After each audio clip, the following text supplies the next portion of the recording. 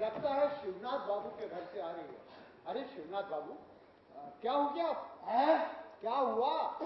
अरे यार बाबूजी, एक नंबर का चोर है साला। बाबूजी, ये आपका हमारा दोष है कि आदमी को देखकर पहचान नहीं पाते। बस गरीब देखा नहीं कि हमको दया माया से मांगने लगे। अब मौका बेमौका खाया चुनी चाट तक तो मिल ही जाता है खाने के लिए। साला तो कौन जानता था कि ये चोर निकलेगा? अबे साले पता चोरी करके मार बड़ाई बाबूजी, बड़ाई बड़ाई। अबे बड़ाई हो तो कर तुम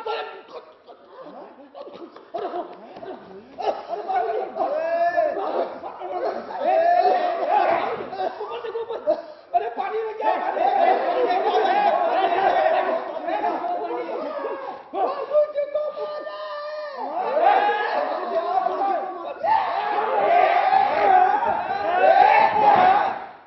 लेकिन लोगों ने बाद में उसे पीटना बंद कर दिया।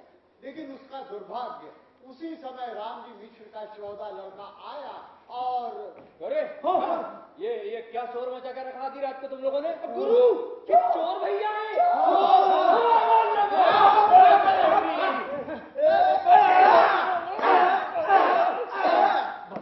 बता साले, चोरी का माल कहाँ छुपाया तूने?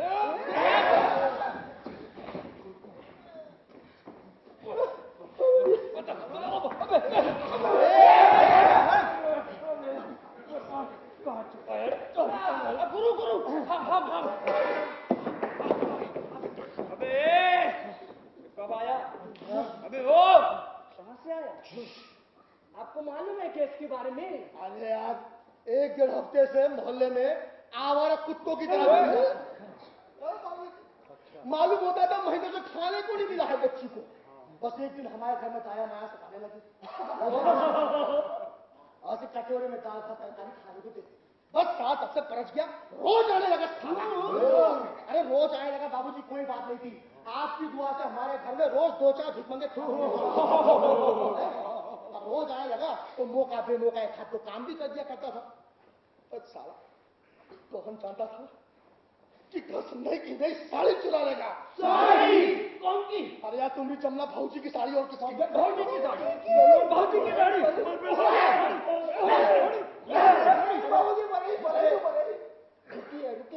रुकिए।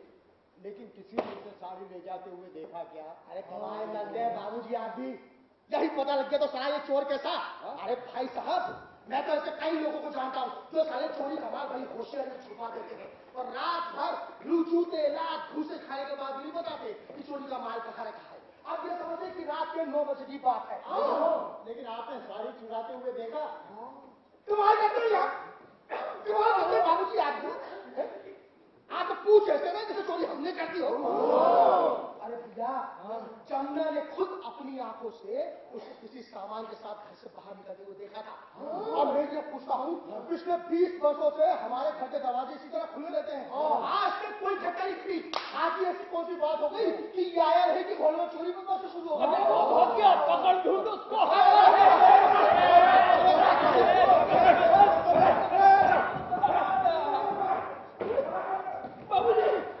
बाबूजी बचा लो।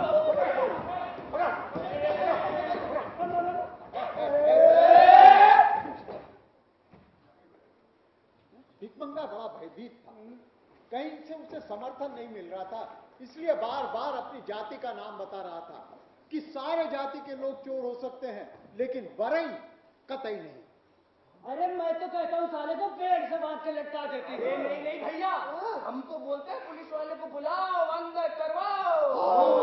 अबे साले, बता दे साले चोरी का माल कहाँ है?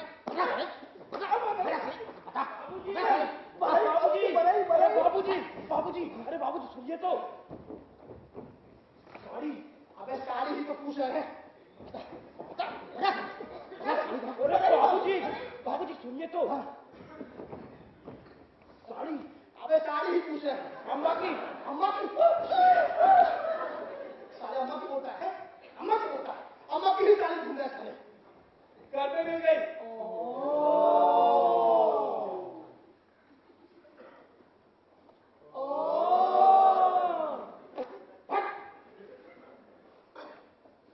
करा? कौन सा कहा तुम्हें?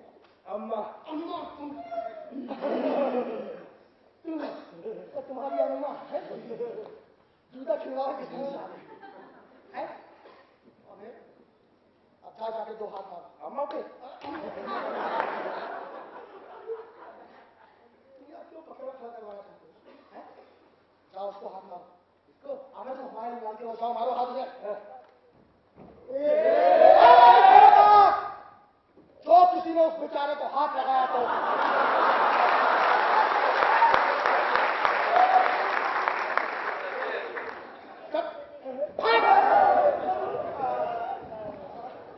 अरे बाप रे, बाबूजी देखो तो कितना बुरा मारा है बेचारे को। मुंह की जगह मुंह नहीं दिख रहा है। अरे भैया तुम लोगों के दिन में दया माया नहीं है क्या? ऐसे मारता कोई गरीब को बेचारे को? बाबूजी इसको छोड़ देते हैं। पहलवान छोड़ दो यार, बेचारा बहुत पाप चुका है। आपकी बात करते मैं चेतेगा, ठीक है? अब शिवनाथ बाबू कह रहे हैं तो छोड़ दो।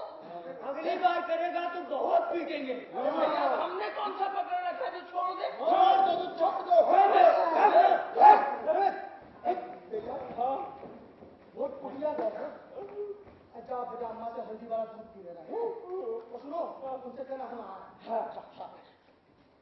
क्या बात हो गई शिवनाथ बाबू? अरे आप बाबूजी जमुना है। वो तो है। साड़ी खरीदेंगे नहीं। और आपने तो मारपीट कर दी, चार डपट लगा दी उसको। अरे छोड़िए साहब, ये सारे चोस यार तो बने जूते लात खाने के लिए है।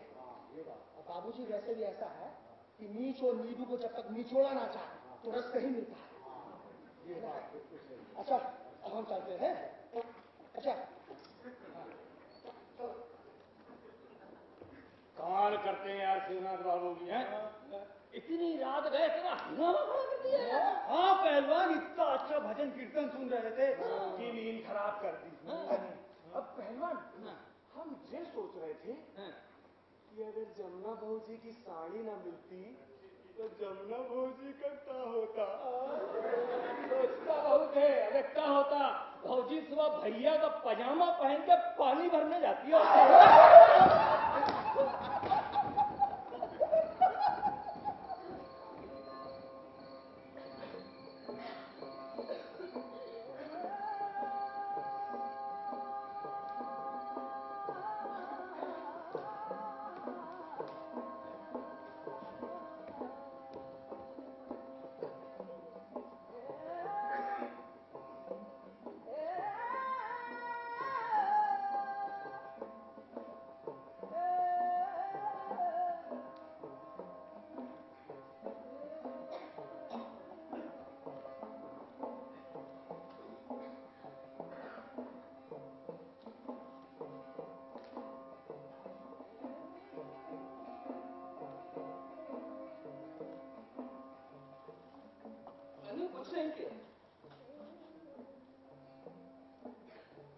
मैंने कुछ नहीं किया तो मुझे क्यों मारा? मैं गांव छोड़ के चला जाऊंगा।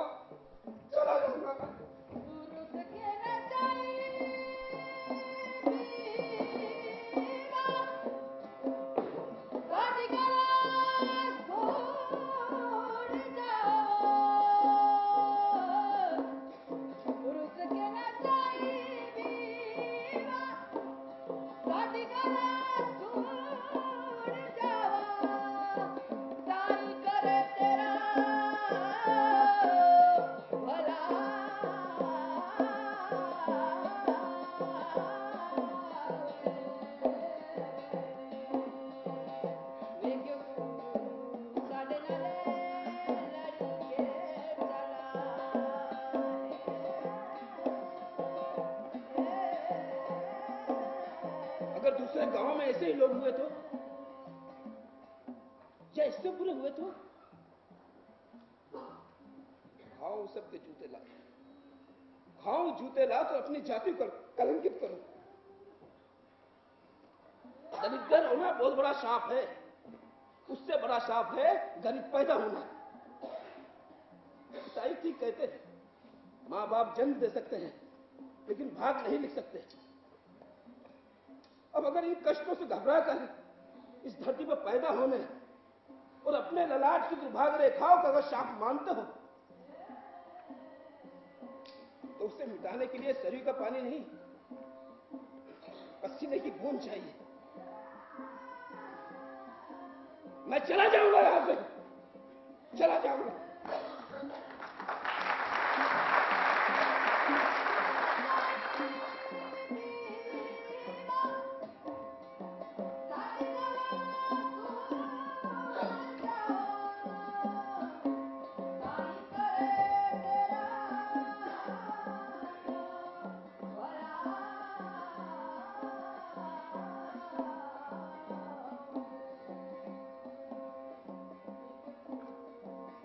अगर चला गया तो ये लोग तो मुझे चोर मानेंगे। मैं चोर नहीं हूं, मैं चोर नहीं हूं। क्या करूं? ठीक, आज से मैं यही रुकूंगा। आज से यहां के ओसारे और ये चबूतरे और ये खंडहर मेरी छत होगी और यहां की गलियां मेरा आंगन। शिवनाथ बाबू के घर के सामने वाली सड़क के दूसरी तरफ स्थित खंडहर में एक नीम के पेड़ के नीचे एक गंदा आदमी गंदे कपड़े पहने हुए चित पड़ा हुआ। ऐसा लग रहा जैसे आसमान से टपककर बेहोश हो गया। मैंने उसे कई बार मोहल्ले के मकानों के सामने ओसारे में, दालान में बैठे हुए देखा। चपड़ चपड़ चपड़ चपड़ करके कुछ खाते हुए भी देखा।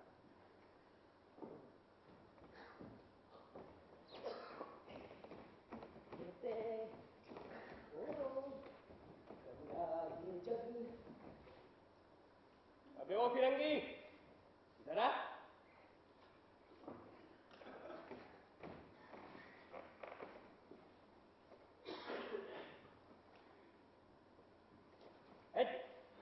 ये ले गुफली उधर फेंकाया जा। हरी मक्खियों ने कोहराम मचा के रखा है।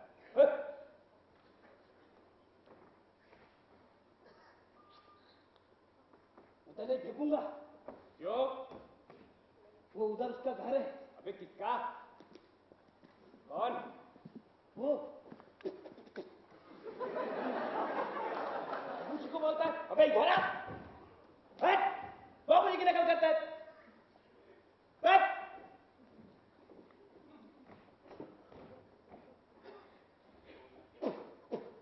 बाबूजी को बताता हूँ। बाबूजी, बाबूजी।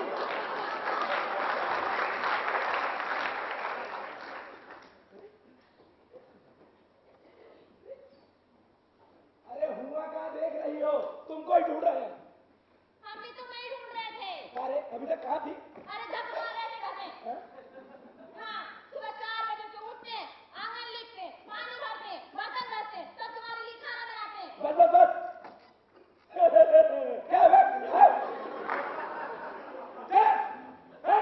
क्या आदमी है?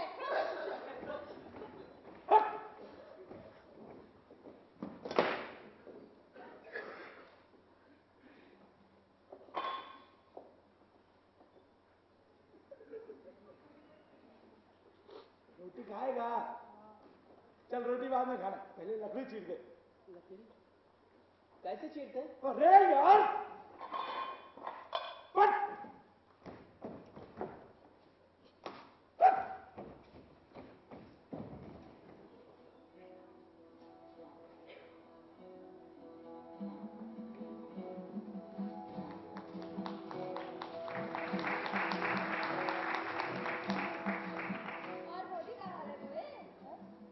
झूला, दिल से झुलाओ परवारी,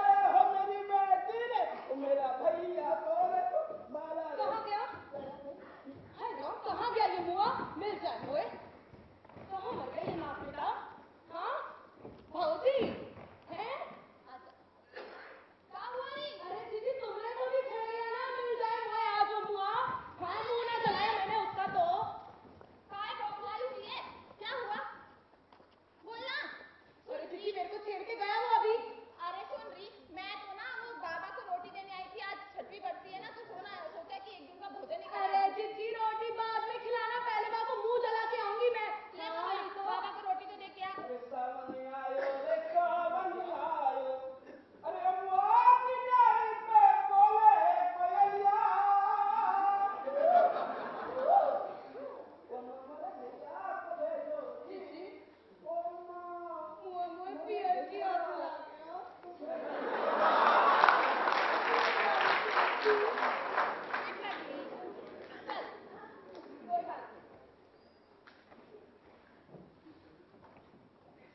मुझे इस बात का आश्चर्य था कि उस दिन की इतनी पिटाई के बावजूद वो मोहल्ले में टिके रहने की हिम्मत कैसे जुटा सका।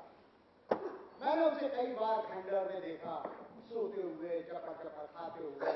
पहले मोहल्ले की औरतें बासी बचा हुआ खाना कुत्तों को गाय भैंसों को डाल देती थी, लेकिन अब अपने बच्चों को खाना देकर कहती है जाओ उस बाबा को खाना दे आओ।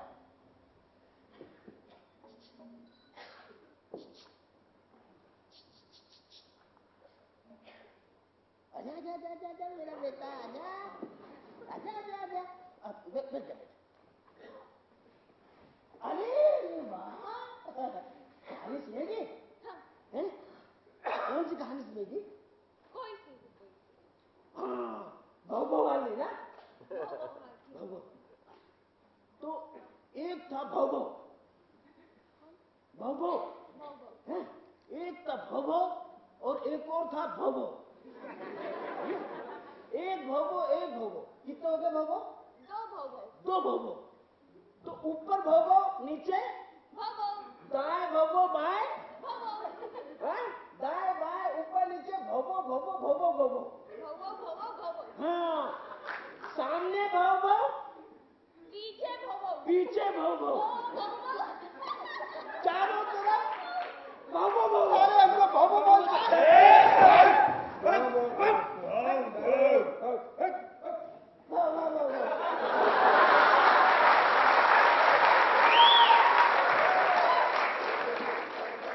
अब तो ये लोग भी मुझे कुछ ना कुछ खाने को दे ही जाते हैं। अब मोहल्ले के लोग उसे साधु महात्मा भी समझने लगे थे, लेकिन एक गनीमत थी किसी ने अभी उससे मटके का नंबर नहीं पूछा था। मटके का नंबर बिल्कुल नहीं पूछा था। धीरे धीरे उसने खंडर का परित्याग किया और खंडर का परित्याग कर लोगों की आम सहानुभूति और विश्वास का आश्चर्यजनक लाभ उठाते हुए जब वो मोहल्ले के मकानों के ओसारे में दालान में आकर रहने लगा तो लोग उससे छोटे मोटे काम भी कराने लगते थे। दया माया के मामले में शिवनाथ बाबू से पार पाना एक टेढ़ी खीर थी, लेकिन भिकमंगा था कि उनके दरवाजे कभी जाता ही नहीं था। उसके साथ एक समस्या और थी, जैसे आम आदमी के साथ होता है, जो उसके साथ दिन भर घटता है वही उसे रात को सपने में भी दिखता है। वो बेचारा दिन भर पिटता था, चोरी करे तो पिटे, चोरी ना करे तो पिटे, भौ भौ भौ भौ करे तो पिटे। तो रात को भी उसे सपने में ये लगता था कि कोई उसे पीट रहा है। अरे बाबू